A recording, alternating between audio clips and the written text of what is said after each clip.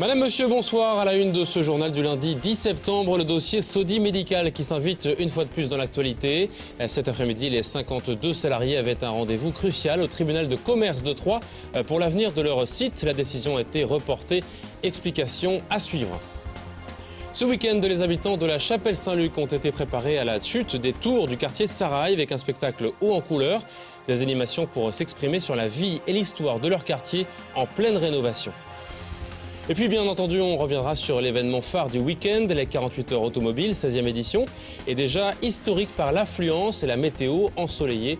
Dimanche, les anciennes ont fait leur star dans les rues de Troyes. On s'intéressera entre autres aux plus anciens modèles présentés hier. Cela fait des mois qu'ils avaient coché la date du lundi 10 septembre sur leur agenda déjà fourni en rendez-vous judiciaire. Mais finalement, les Sodi Médical sont venus à Troyes pour presque rien cet après-midi.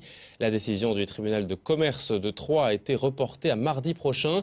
L'instance judiciaire devait statuer sur l'avenir de la société de Plancy-l'Abbaye et ouvrir ou non la voie à une liquidation.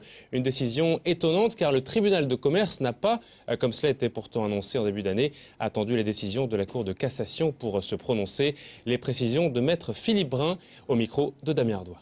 On voit qu'aujourd'hui, le tribunal comme le procureur veulent aller vite et renvoient l'affaire sans attendre le deuxième arrêt de la Cour de cassation au 18 septembre prochain dans le cadre d'une procédure urgente. Cela est totalement inadmissible. C'est le mépris de sa propre décision qui pourtant a été rendue au nom du peuple français. Je savais que ça allait se passer comme ça. Je connaissais déjà la décision avant de venir. Ce serait un renvoi, qu'aujourd'hui le dossier ne serait pas plaidé, ne serait pas retenu. Et c'est la raison pour laquelle je me doutais bien qu'on accélérerait la procédure. Donc rendez-vous est pris au plus haut niveau du ministère de la Justice face à tous ces dysfonctionnements où l'état de droit n'est plus respecté ni honoré. Et donc rendez-vous est pris avec Madame la Ministre pour demain 11h30.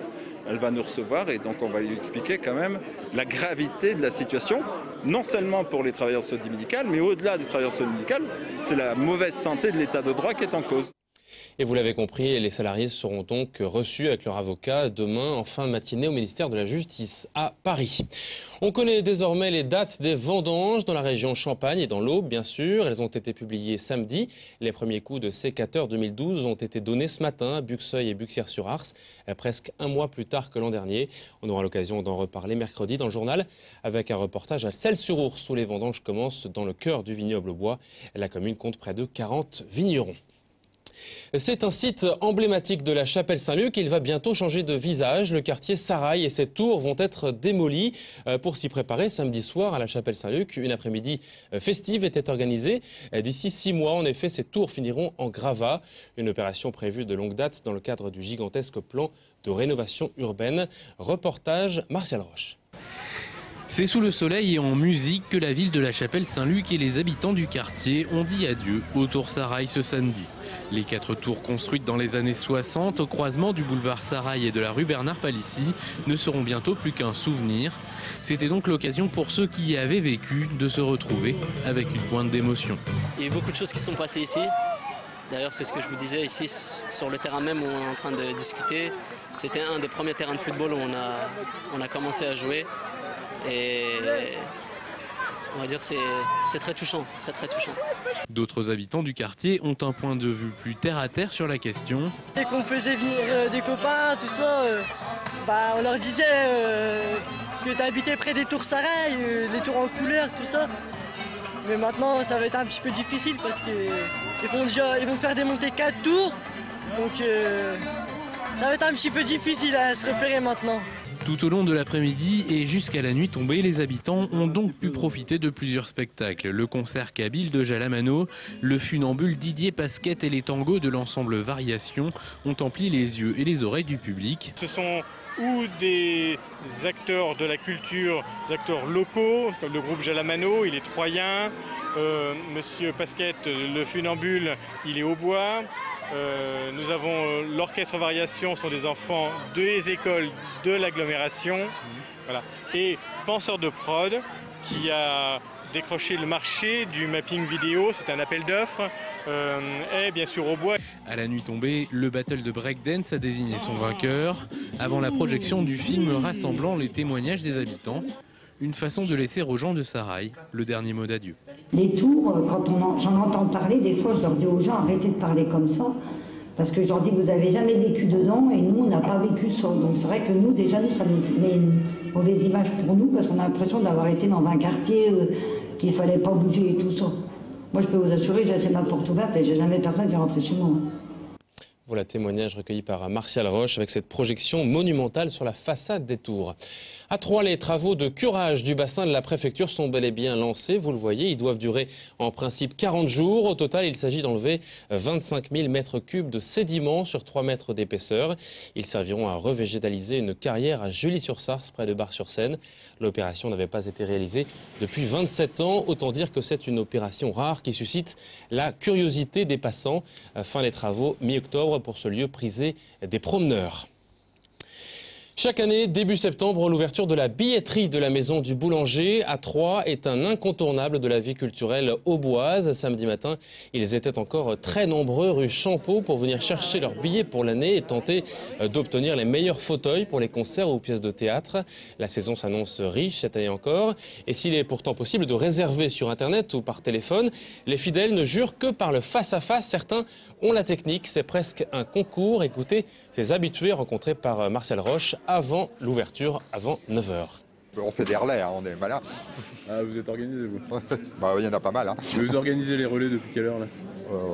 Que dans les 6 heures, à peu près. Hein. C'est à peu près 6 heures, là. C'est tout, non? Ah bah, c'est pas moi qui ai fait le premier relais, alors. C'est pas grave. 4h15. Non, non, c'est pour avoir des bien placés, on espère être bien placés devant. Pas très loin pour bien voir et entendre. La file d'attente est encore plus longue que l'année dernière. Pour le relationnel, pour pouvoir choisir aussi ses places, et il y a 3 modes de réservation qui sont le guichet, Internet et le téléphone. Donc ensuite, il y a une répartition, une ventilation des réservations pour une égalité des chances en fonction du mode choisi. 4h30.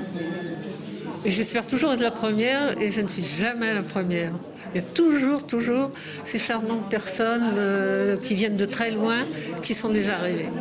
Mais ça ne me décourage pas. Cette année, il fait beau. Si on veut avoir des places correctement, pour entendre correctement, c'est la seule solution. Internet, on passe des heures et puis on n'a rien. Le téléphone, on ne peut pas choisir ses places. Donc, s'il faut se sacrifier, on se sacrifie. Avec plaisir, mais quand même, on se sacrifie. Aucun problème, je recommence l'année prochaine. Voilà le sacrifice des amoureux de la culture. C'est aussi un incontournable, mais l'événement n'a lieu que tous les 2 ans. Les 48 heures automobiles de Troyes ont été couronnées de succès ce week-end. La 16e édition qui rassemblait 250 voitures inscrites a bénéficié du météo estival. Et dimanche, à Troyes, boulevard Gambetta, eh bien, le public était invité à faire un tour de voitures anciennes alors que les participants ont arpenté le département vendredi et samedi. Pour les organisateurs, 2012 restera sans aucun doute sur le carnet de bord. Écoutez ce qu'en dit le président des 48 heures, Philippe Equet. Grâce à nos nombreux bénévoles, au public et à la météo, le mieux est une réussite et le pire un sans faute. Beaucoup de monde, les boutiques marchent bien. Vraiment de la passion, vraiment beaucoup de bonnes choses. Le plus loin était un Lituanien qui a quand même fait 2500 km pour venir nous retrouver. Donc voilà, c'est de longs parcours, plusieurs pays, Pologne, Tchéquie, Hollande, Belgique, Luxembourg, voilà, de partout en Europe. 30% d'inscrits en plus et on en attend encore beaucoup plus pour 2014. Un plateau très varié comme toutes les autres éditions. Peut-être un petit regret, mais on va y travailler pour 2014. Peut-être une absence vraiment des plus anciennes et des grosses voitures qui, par ailleurs, le même jour vont à une grosse manifestation anglaise. Donc on va y travailler pour avoir un plateau encore plus complet pour 2014, pour la 17e édition. Et parmi les modèles présentés ce week-end aux 48 heures, la star incontestable, c'était une voiture de 1911, une Stanley à vapeur restaurée de A à Z par son courageux propriétaire. Portrait d'un couple passionnant et écologique pour couronner le tout avec Damien Ardois et Martial Roche.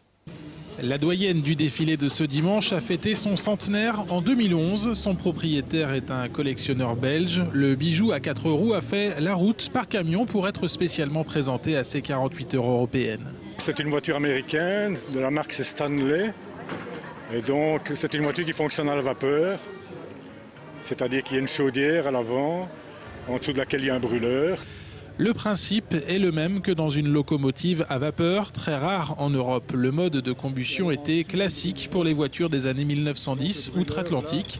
Des milliers d'heures de travail ont été nécessaires aux collectionneurs pour restaurer mais aussi pour comprendre cette mécanique d'un autre siècle. C'était un tas de pièces en fait, c'était vraiment une ruine incomplète avec des pièces pourries. J'ai acheté ça en 1985, il m'a fallu 18 ans pour la refaire, pour qu'elle soit en état de marche. Donc il y a eu beaucoup de recherches aussi, de documentation, savoir comment ça fonctionne, trouver les bonnes pièces, ainsi de suite. Ça a pris vraiment très longtemps.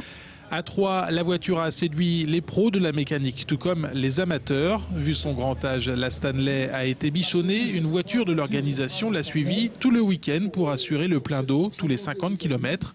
Avec cette voiture à vapeur tablée sur une vitesse de croisière autour des 60 km/h, avec des pointes à 75 km/h. Ça peut rouler très vite, mais pas pendant longtemps. C'est-à-dire que dès qu'on va vite, on consomme de la vapeur, donc la pression diminue, et alors la voiture ralentit. Donc ça a des avantages et des inconvénients. Pendant ce week-end de fête automobile, seuls les avantages sont sortis du lot. Cette Stanley avait le rôle de guest star du défilé.